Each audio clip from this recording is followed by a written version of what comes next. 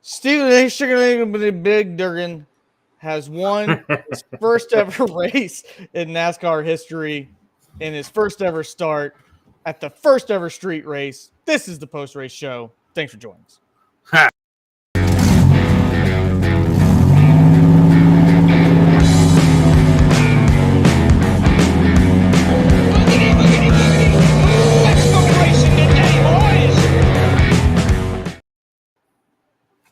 Welcome in. Blue Joe's eardrums out. Indeed. But we're ready to go. It's the Chicago Street Race Post Race Show. Chicago. I gave it about a 0.001% chance that this race was going to take off. I called Joe and said, Joe, whatever you have going on plan-wise the rest of your night, enjoy it. We'll see what happens tomorrow. And then 10 minutes later, called Joe and said they called him back to the cars. Yeah, they raced. Boy, did they. You were way off about everything. Some things, yes. The wreck, no. I did predict the wreck. The wreck fest. The wreck that we will get to. My name is Noah Gregson versus Turn 6, probably the greatest rivalry in sports right now. I'm joined by Joe Spillman, who thoroughly enjoyed today's race. And the first question we have for you is the most important thing. Did you enjoy today's race? Hell yes, I did. We talked about this. We talked about it on a show the other night, how I thought that this race was going to be an absolute failure. I watched the couple laps that they ran last night in the Xfinity race. I even texted and said, hey, man, pretty much this is looking good. Today did not disappoint. What a race. I didn't have, like I said, I didn't have real high hopes for this, but my God, was I wrong. And I will tell you, Mr. What was his name from the other night? Said that this was Spicy Will. Willow Spicewood. Yeah, same we thing. said, we sat here on this show saying that the cars weren't going to be able to pass. It was going to be a terrible race, and I'll tell you what, I will swallow my pride on that one. I was absolutely wrong. Plenty of places to pass. Very technical track. Very easy to mess up, especially on wet roads, wet tires, wet conditions. This race did not disappoint. It's one of the better races of the year. So we do a flag system, Joe, where checkered flag being the best, then green flag, so on and so forth. What would you rate it? White. A white flag. Okay. Yeah. That's a good rating. How do I rate this race?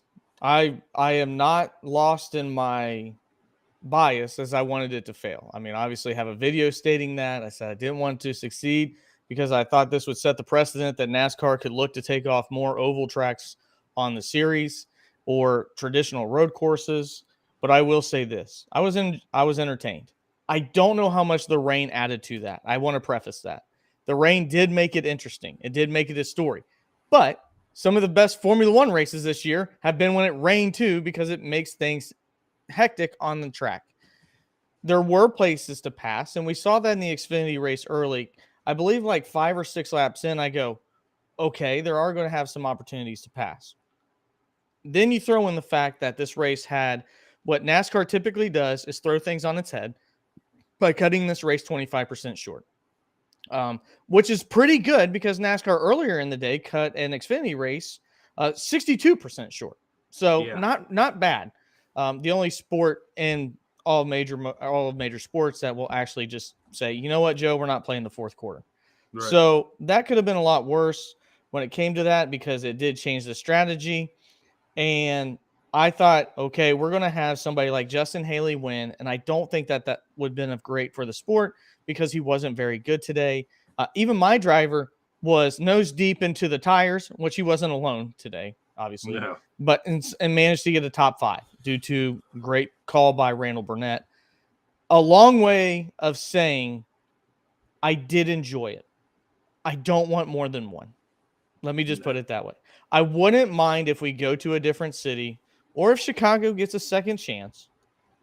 But I think today NASCAR should hone in on the racing itself or the chaos that was and not the concerts, not the all this other stuff about it, because Joe, I think the racing was good enough to be the focal point and not having to charge people $350 to actually sit in a seat. No, I agree. I think 100%. I don't know how long it'll take to announce this. I don't know what damage this did on the infrastructure to Chicago, or if they even want the street race back.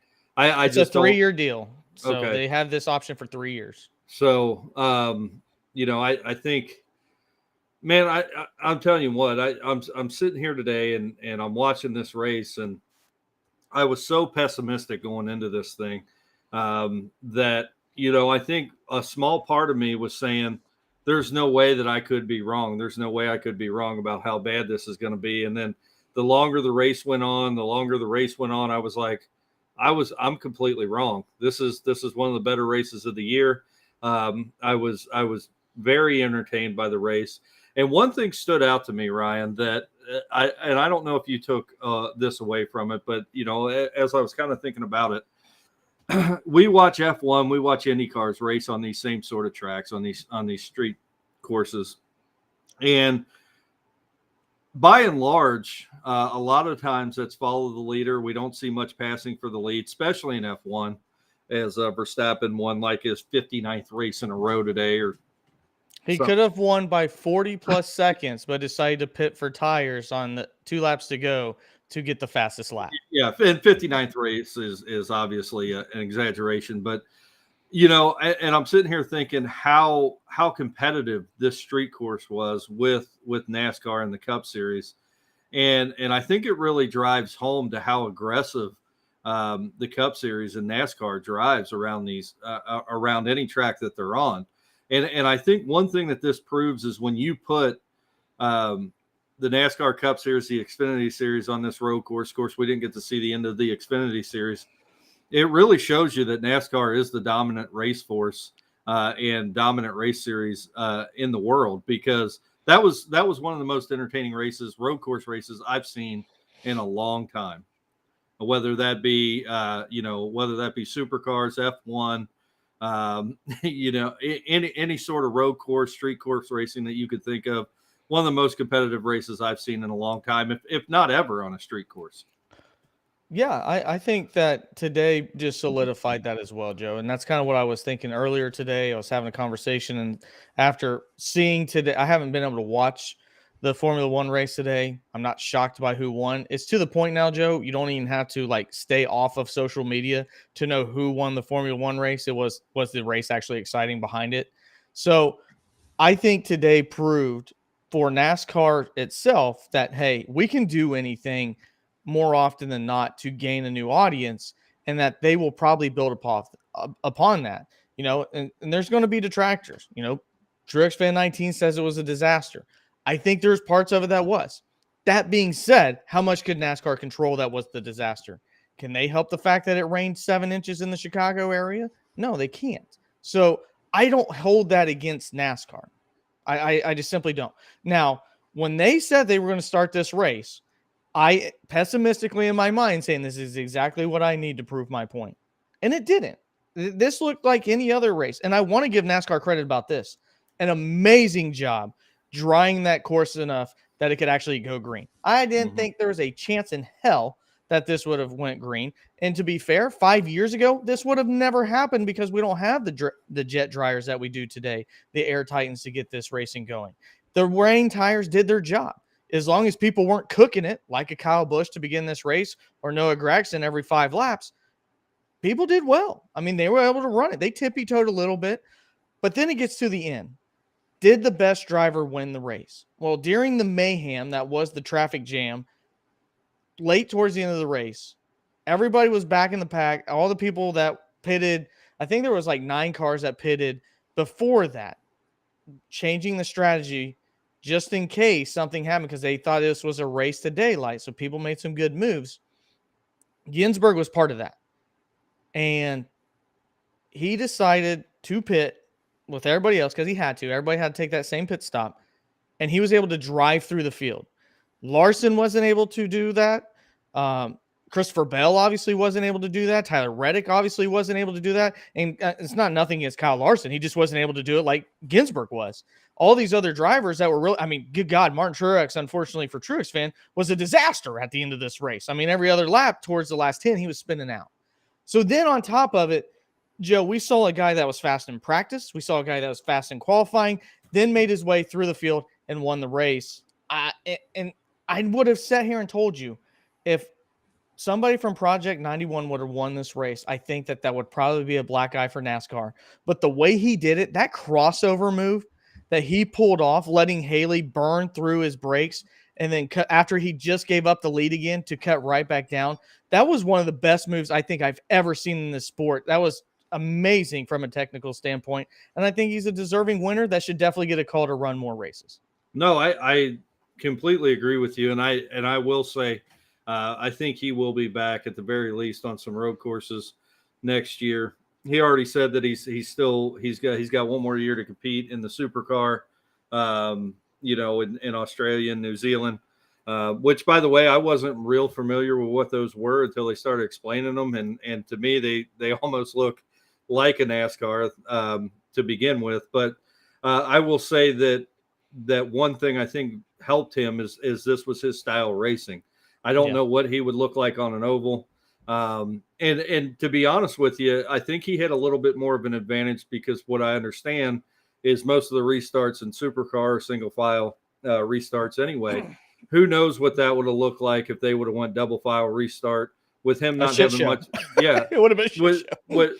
With him, not doing that or having much experience with it. So, even with the track, I think it would have been a shit show even without him in there. So I would have liked to seen one double file restart today. Obviously, we didn't get that.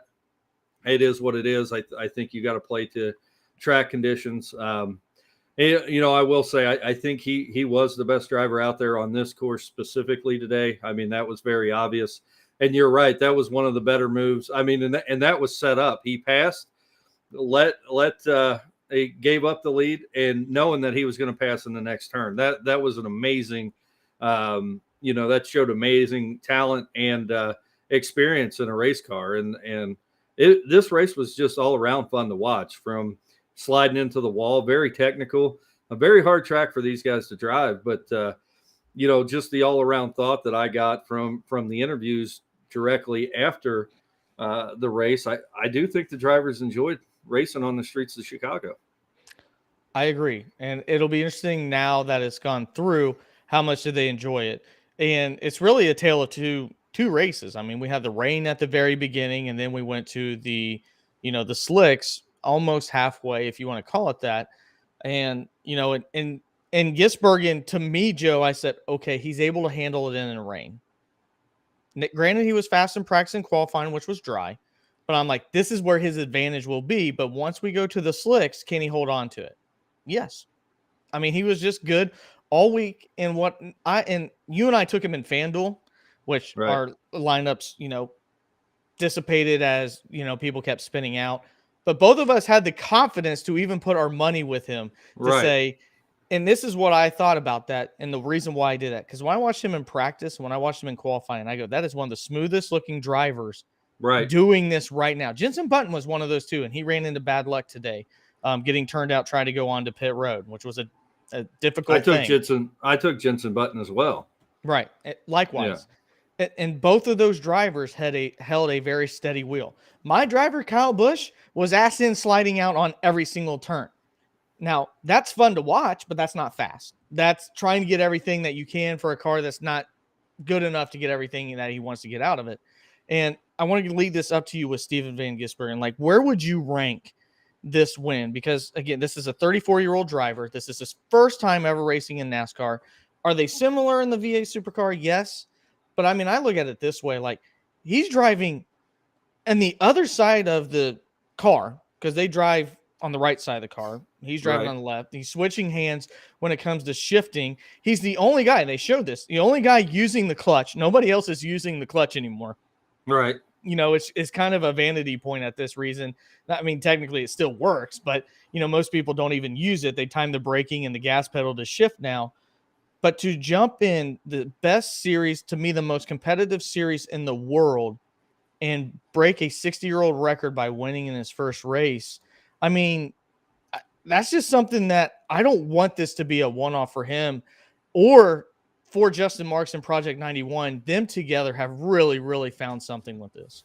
Well, I think you have to rate this win up there with the all time great wins in NASCAR, and the reason why I say that is so NASCAR encompasses so many things, right? Thank God we're probably getting away from the dirt, but at Bristol. But I mean, you go from racing this year on a road course to 2.5 mile ovals to racing on the dirt, 1.5 mile tracks, 1.3 mile tracks, to now on the streets of Chicago. So it really is a race series that encompasses everything, and really the only other sort of race series that even does that is IndyCar, going on the 1.5 mile ovals to running also on street courses and road courses with St. Pete. And that's a little bit different car. So I think when you look at the drivers in NASCAR, they all have experience on these different tracks. I mean, you talk about Chase Elliott, AJ Allmendinger, who are great road course racers, even Kyle Larson, Kyle Busch now, great road course racers. They're not, this style of racing is not unknown to them. They know what they're doing in these cars and on these tracks. And to come in, never being in a NASCAR Cup Series car, a next gen car, and being able to compete and win a race at this level is actually, I think, one of the biggest accomplishments in racing. Yeah, I agree with you. And I'll be interested to see what the other drivers say, Joe, about him winning this, because I think, the respect is probably through the roof now for somebody to do that. Because, I mean, you see the best drivers in this sport willing to go to even lower series. Well, in our eyes, we view as lower. Kyle Larson would not view it as lower to jump down and race on dirt, but to do these type of things and then find a way to be competitive. And I think other drivers like a Kyle Busch, a Kyle Larson, an Alex Bowman, a Christopher Bell would look at this and go, yeah, what he did was probably one of the hardest things anybody's ever done in auto racing history. And I don't want to think that that's not being, always just saying it so that, he's trying to spice this up a bit. No, I'm not. I never heard of this guy. Never. And as soon as I watch the first practice, I go, guy's really fast. Guy's really good. He's in a good car. As we know what Trackhouse Racing can do now. That's a good car. Anyone out there against the best in the world and put people like Chase Elliott, Kyle Busch, and Kyle Larson behind him. And that's an amazing feat. So I want to give all the credit to Steven Van Gisbergen. And if we can find a way to watch some Super 8 now, we probably will, just to now know a guy that has 3 championships and 80 wins in his career. It'll be interesting to see where he ranks this one. Yeah, I didn't even know, I didn't know anything about this series until about a half an hour ago. Of course, it's not something I keep up with, and there's all kinds of top series of racing out there, or top, there's a lot of talent out there in the racing world, is what I'm trying to say. And, at the professional level, it doesn't matter what you're driving. If you have 80 wins and 3 championships, you know how to drive a race car. And this guy obviously proved it today. I had never heard of him until the other day when we watched him in practice and then qualifying. And I go, who's this guy? It's like, wow. And then you start reading about him a little bit, and he's had quite the career, and it's one of them deals where it's like, why are we just now hearing about this guy? Of course, I did learn, I think he drove in the 24 hours as well. So, he's obviously a very, very talented race car driver, and I hope we get to see him again. Now, I will say, just because you can go out here and do this on a street course or a road course, as what you would call a road course ringer, which I think you would kind of classify this guy as, that doesn't necessarily mean he's going to be able to drive 205 miles an hour on ovals and be competitive. So I will throw that out there. I'd like to see him do it now. I think he's earned the right to do that. But who knows? He's at the end of the day, he's still proved he's one of the top race car drivers in the world. Yeah, and I want to give credit again to Justin Marks with Project 91 for having the likes of Jenson Button, having the likes of the Iceman last year, when it comes to racing in this car. And now with Steven Van Gisbergen, we're talking about who's driving for him in this third car, these one-off races. And I mean, that's a home run because that's what he wanted, to show that there's more talent around the world that can compete with these guys. And I think that's great. Also think it'd be great to see NASCAR drivers do the opposite, which they did in the Le Mans race that you mentioned not that long ago, and how well they did there. So I think the more that you see this, Joe, it's just the auto sports world together is coming in, and everybody's starting to see their different flavors. But more importantly, we're starting to see how drivers stack up. And you just really don't get that with any other sport in the world than maybe baseball with the World Baseball Classic, and seeing somebody like Japan with maybe 3 guys that maybe one guy you most certainly know, Shohei Ohtani, but people behind the wheel can compete. It's just what sport do they drive at, and trying to get those things aligned. And, I think we're closer now than ever. Well, and I will say one thing that I will mention that I noticed during the race, and then when the commentator said it on the broadcast, is how clean he raced to the front of that pack. You watch the typical Cup Series drivers. They're bumping and grinding all the way through. I don't think his car touched anybody, right? And that just shows you really the aggressiveness. And we've talked about that in the past, how aggressive NASCAR Cup drivers are, and he was able to do it without touching anybody, and he did it with finesse and class, and it was fun to watch. It really was. I thoroughly enjoyed this race. I have become a fan of the Chicago street course. I can't believe that I'm saying that. I hope I get to see it again.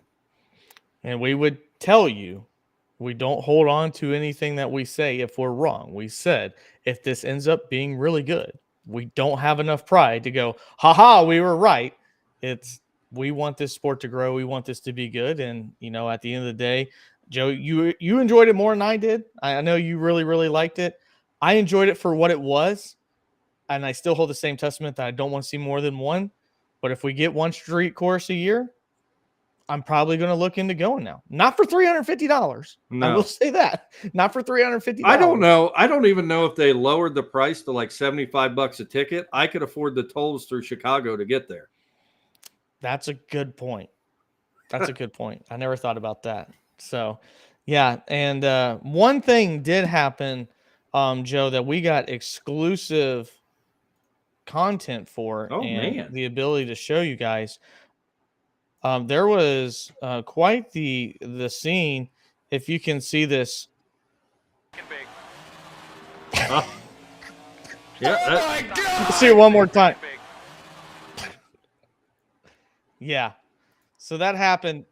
That did happen. And you did say that. I said that would probably happen. It did happen. And boy, did it. And I will tell you, of course, we don't do this on Stuck in the Catch Fence, but if we had more pride, I'd be going back and deleting the weekly show from this past week, talking about going into the Chicago street course, because I don't think that I've ever been more wrong about a race in my life talking about it. I mean, I absolutely missed the 8 ball on what this race was going to be. I mean, and I think maybe that was just because of my overview of the track and looking at it and seeing how wide it was in places. It was a lot wider than I thought everywhere on the track. And it was as technical as I thought it was, and especially with the rain, made it that much more technical to maneuver around this track. But there were plenty of places to pass. I mean, if you knew what you were doing as a road course / street course racer, that there's multiple places on this track to pass. And like I said, I couldn't have been more wrong about what we would have saw or my prediction of this race. And I'm pleasantly surprised about that. I agree. And I think too, Joe, is not only do we have places to pass, but there were technical spots too where drivers were having a hard time. I mean, we saw drivers hit the right wall to then bounce into the tire barrier on the left side. We saw that multiple times. And that was something that I thought was really good for this, because the good drivers got through it and the other ones that struggled, like in practice or qualifying, which Chase Elliott's car, I told you, looked like a street alley calico cat. It was pretty rough looking. and that was because of those sections like that. So it had both. It really did have both. I'm curious to see what an entire 100-lap no rain race would have looked Well, like. I still think there's a possibility that could have been rough, but I don't no, know. I actually, I'll say, and of course, I probably shouldn't be throwing my predictions about this race out there at all. But just doing some thinking about it, I actually think we probably would have seen more wrecks on a dry track because I think the drivers would have been pushing it a little bit more. I think the wet conditions led drivers to be a little bit more cautious. And actually, that last restart where we saw Van Gisbergen taken off, obviously I'm rooting for him at that point. And I'm sitting here thinking that he was actually pushing it a little bit too hard, that last lap. And I'm sitting here thinking like, you got a 2-car lead here, quit pushing so hard, because you've seen for 75 laps how easy it was to lose a car. And but that guy's a professional. He's obviously a great race car driver, and he ultimately came out with the win. But I think maybe if we went out in dry conditions and we're running all 100 laps, I think the outcome probably may have been different today. You don't know that. There's no way to tell that. But I do think that maybe there would have been more catastrophe on the racetrack just because of how hard the drivers would have pushed it. They knew that there was limits on that damp track with those slick tires. Yeah. And this race was supposed to be sponsored by McDonald's, but we saw a lot of airtime for the new bacon sandwich that is coming to Wendy's. Yeah. And if you're wanting a post-race recap of how Noah Gragson's day, I will show it to you. This is it. Right. Yeah. Shaking Baconade. Yeah. And he shook it into that wall 4 times. So a lot of airtime for Wendy's. I'm not sure this is exactly what they wanted from it. Well, and that's exactly what you're going to look like in your car if you try to eat one of those greasy bacon cheeseburgers driving down the road. That's a good point. That's a good point. Yeah, that's a good point. It only takes a couple minutes to eat inside, people. I do want to give you the rest of the top 10 as we will bring that on the screen below. SVG, Justin Haley was second. Chase Elliott, Young Money, your boy, gets 4th. Rowdy 5th. Austin Cindric 6th. Michael McDowell seemed like he was in 7th place the entire day. Joey Logano got 8th. Grandson got 9th, and Christopher Buescher got 10th. Joe, is there anybody in there that you're surprised to see or want to praise? I was actually going to say I'm gonna praise Rowdy a little bit. Obviously, ended up underneath the tires very early in the race. Obviously pitch strategy and cutting the race down helped him out quite a bit there at the end. But anytime you could run into the wall, cause a caution, whether it be on a road course or not, and get back up into the top 5 there. Great day out of him. I mean, obviously, I think, and Chase Elliott as well. To be honest with you, I think after we saw him wreck in qualifying, starting in the back of the pack to be able to finish 3rd, obviously he made chicken salad out of chicken shit. So, I mean, I think those two, Justin Haley with a P2 finish. I mean, that doesn't come around every week for him. So, right, good for him. Yeah, and if you would have said we got a Collet car finishing in the top 5, we would have chose the Dinger and not Justin exactly. Haley, so. And I think we did choose the Dinger. I will also say that old Austin Dillon completely effed himself today. What an idiot! And to be honest with you, I told my wife, because we watch these races together most of the time, and I told her when Austin Dillon was pushing Haley that whole time, I said Haley's going to end up wrecking because he's not going to be able to maneuver around this track with that sort of pressure. And almost as soon as I got that out, Austin Dillon wrecked, and I was like, well, the fucking idiot wrecked himself. Never mind. Yeah. Hold my beer. I will run out of talent for you. Yeah. So I was going to point that out, Joe, so I'm glad that you did. Austin Dillon and Ty Dillon, they finished ahead of one car that ended up blowing an engine and Alex Bowman. So congrats, guys. Great job. You talk about the grandsons. Wow. Yeah. At least that grandson's finishing in the top 10 consistently. I think we now know, based upon what we've seen from Kyle Busch, which is another top 5 finish. I think this is 3 or 4 in a row. Martin Truex Jr. went on a nice run there too. Kyle Busch has done really, really well on this run. recently after kind of hitting a lull there where I said, hey, should we be worried about Kyle Busch? And of course, all the people on Facebook don't know how to watch a video. They just read the headline. Right. Oh my God, it's not that bad. And I'm like, yeah, that's what I said. It'll get better once we get off the short tracks. And it's been that way. Austin Dillon is awful. I mean, let's just go ahead and say it. Austin Dillon's terrible. If they sign Steven Van Gisbergen, I don't think he could finish worse on ovals than what we've seen by Austin Dillon this entire year. It has been horrible, and Richard Childress is in a very bad spot because his kids, grandkids don't know how to race. How do you have that talk with your grandkids? Like, look, buddy, this sport isn't for you. It's like your dad coaching a travel baseball team and his son not making the team. Like, son, I'm gonna have to cut you. Yeah. I remember probably about this time last year. For whatever reason, Ty Gibbs came up. Well, it was actually about the time that Kurt, went out for his concussion, and Ty Gibbs came up, and then I remember giving you a hard time, trying to get you just as mad as possible about Ty Gibbs and how he's only in that spot because of his grandpa. Right. And obviously I was razzing you. Ty Gibbs has an incredible amount of talent for a young man, but I think that we can justifiably say now that Austin Dillon is only in his position because of who his grandfather is, because he couldn't buy himself onto a ARCA team at this point. Frankie Muniz might have more talent in ARCA right now than Austin Dillon. And I do want to say this. It's actually getting harder to come up with nicknames for Ty Gibbs because he's been in no drama the entire year. Right. 0. And has been putting together days like today on a street course where he gets a top 10. Yeah, he gets a top 10 almost every week. I mean, he's been one of the Cup Series most consistent drivers this year. So and I think in the years to come, I mean that's probably what you would expect out of a great race car driver in their rookie season. That kid's going to win a tremendous amount of races over the next 5 years. And for somebody like we kid about Noah Gragson, who has been very, very vocal about how he deserved a Cup ride, this will go down. And one of my flaming piles of shit, burning bold predictions, was that Noah Gragson would have a better rookie season. By God, he might have one of the worst rookie seasons from a notable rookie of all time. I mean, It has been a flaming pile of shit that you're trying to walk and smother off, and it just catches your entire foot on fire instead of coming off your shoe. And he got punched in the mouth. And he got punched in the mouth.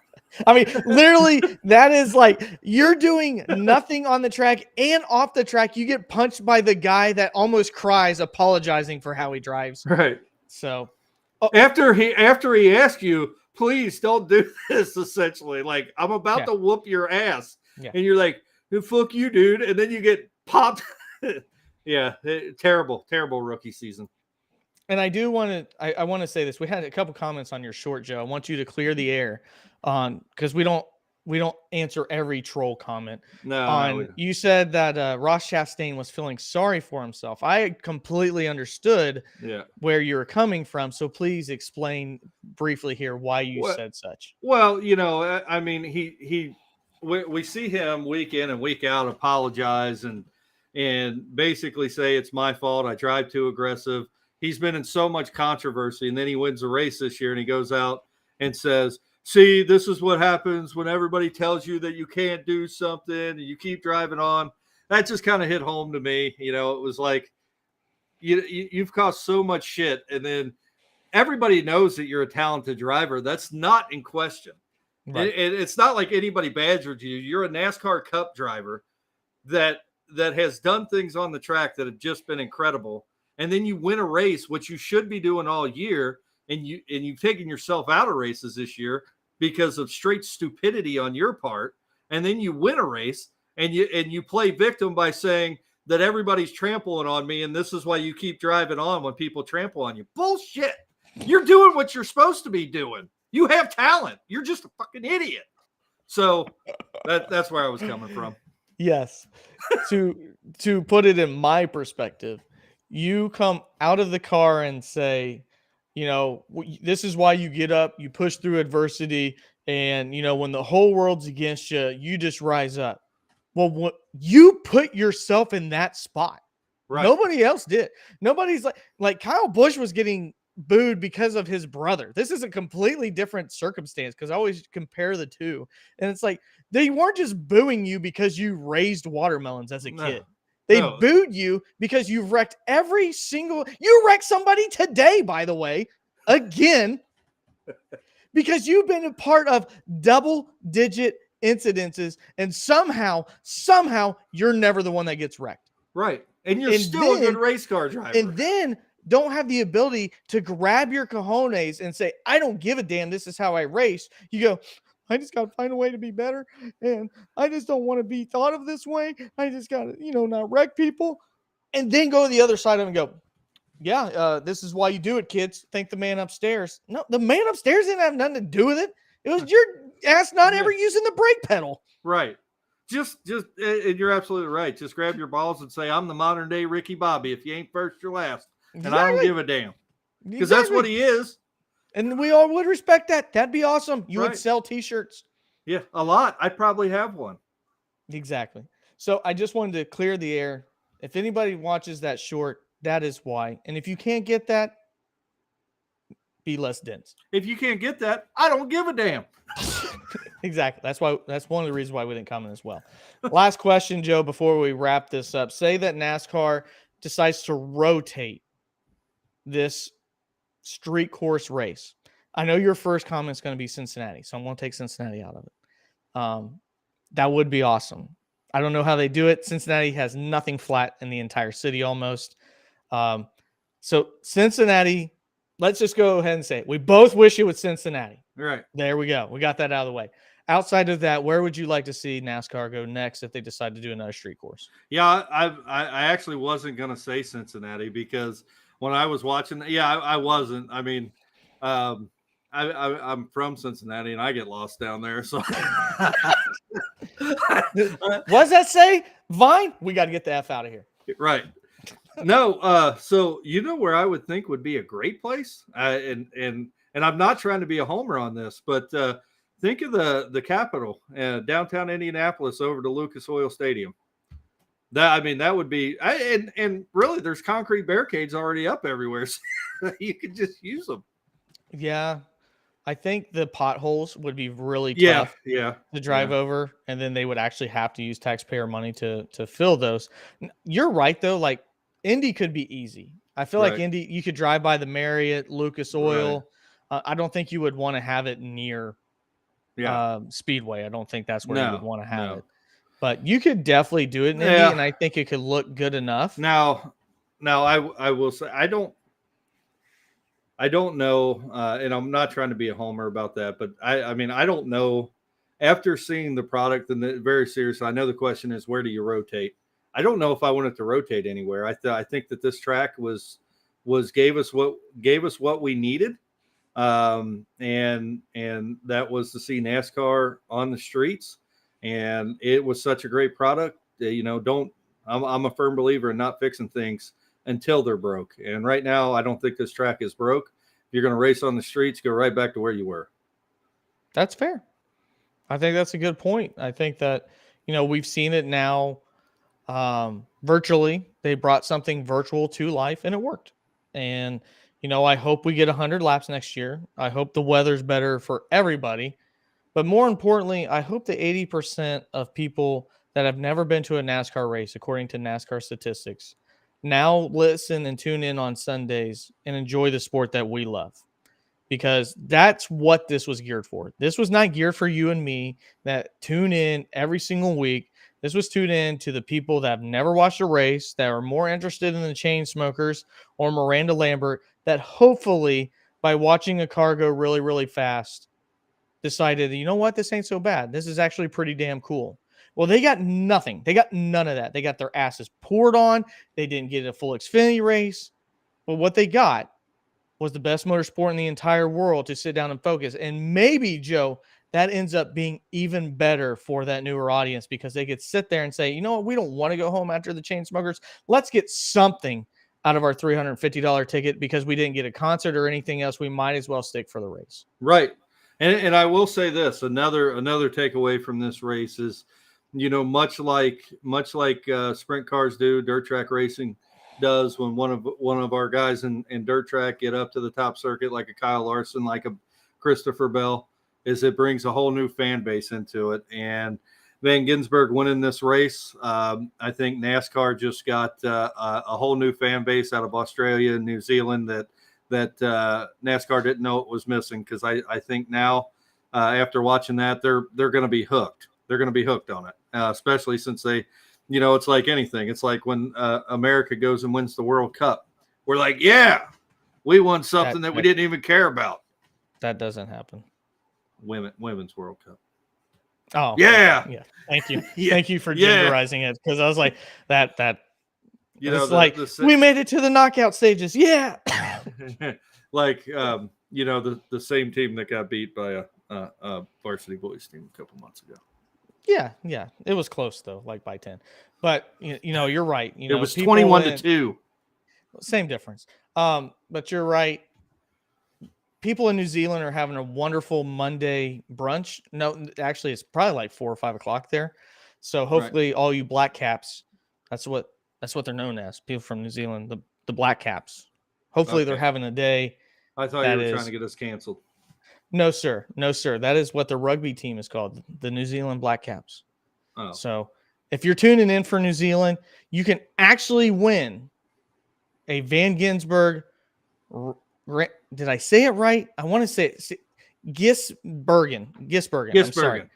It may be spelled wrong. If you want an SVG diecast sent all the way to New Zealand, which will probably cost me more money to ship it than it is for the actual vehicle, subscribe to the channel.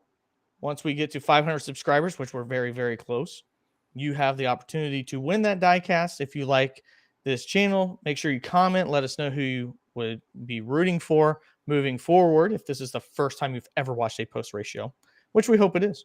Yeah. And moving forward into the sport, we'd love to see your support into this. And more often than not, if we ever get a chance to watch V8 Supercar, we all now have a new favorite driver. Right. And that diecast will have the steering wheel on the right, the left side of the car, but where it's supposed to be. It will be right where it's supposed to be in the car. We invented automobiles. Quit screwing things up. Quit. What are you doing?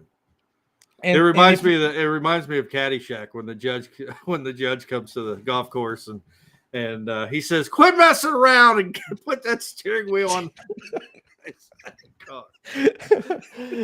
My favorite part, and this was the quote for the thumbnail. If you don't know, after winning the race, SVG got on his radio and goes, "What do I do now?"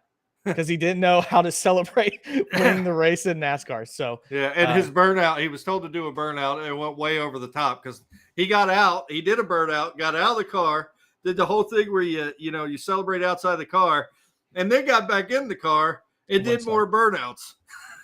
Yeah, and it wouldn't start for a while too. They had like 4 people in there trying to get started. So it's a great weekend. We thought it was going to be a horrible one. Mother Nature even made it seem like it was going to be a horrible weekend. But at the end of the day, Joe, I don't think NASCAR could have had it any other way in terms of the on-track product. So do you have anything else before we tune out here? No, great race. Also want to let you know, we'll be opening this up here shortly. This will be this week. So if you want to see me pull a garbage race car driver's autograph, well, there you go. He's a really nice guy, though. I'm not even saying him. I would actually be okay pulling a 2-time champion's autograph. Yeah. I'm talking, I will probably pull a Kaz Grala autograph. Yeah. So it is what it is. Just something new, something fun, a cheap product you can get into when it comes to NASCAR trading cards, because not all of us can afford Ellie Day LaCruz rookie cards. But no. My name is Noah Gragson versus Turn 6. That's Joe Spillman. This is a Stuck in the Catch Fence. We'll see you on the weekly show. Goodbye, everybody.